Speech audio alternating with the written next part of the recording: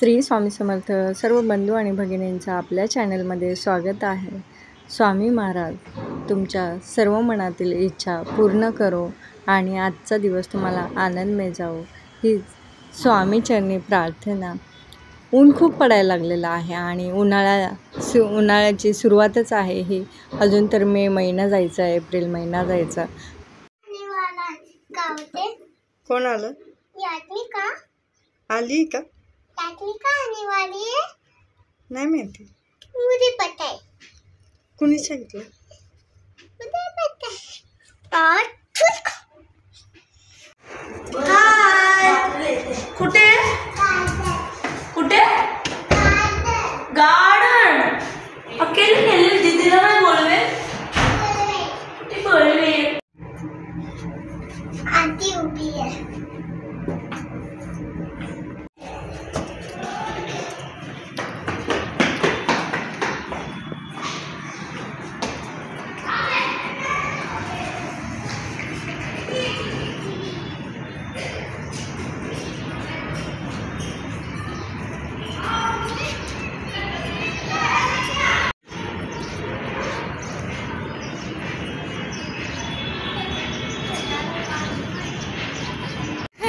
आदमी क्या?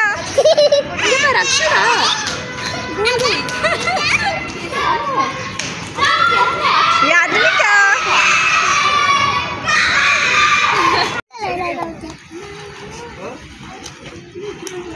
येणार आहे, अक्षु पण येणार आहे, तयारी कर।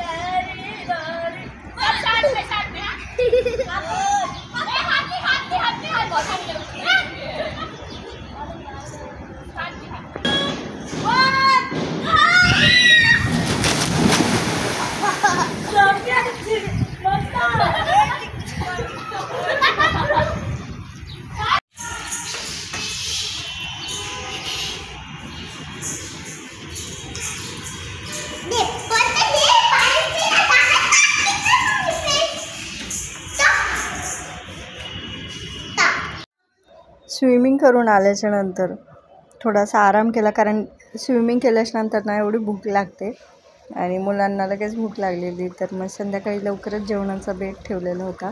तर आज काय बनवावं म्हटलं तर चला म्हटलं पुरी बनवूया। तर पुरी बनवताना ना त्यामध्ये थोडासा जर रवा टाकला ना तर पुरी एकदम खुसखुशीत होते आणि पुरी जेव्हा आपण बनवतो तेव्हा त्याला पीठ नाही लावलं ना तर पुरी एकदम व्यवस्थित होते।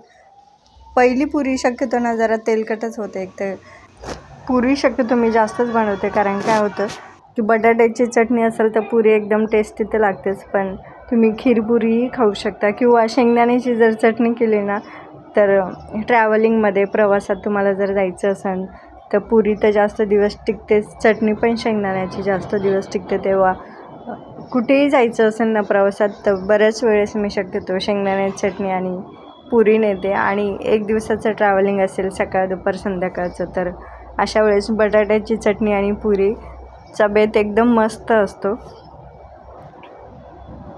आज छान असे मी मस्तपैकी बटाट्याची चटणी बनवलेली, त्यात थोडासा टोमॅटो टाकलेला होता आणि पुरी बटाट्याची चटणीचा बेत ठेवलेला होता। मुलांनाही खूप आवडतं आणि पुरी एक्स्ट्रा जरी राहिली ना तर दुसऱ्या दिवशी ती सकाळी चहामध्ये एकदम टेस्टी लागते, त्याची चवच वेगळी असते।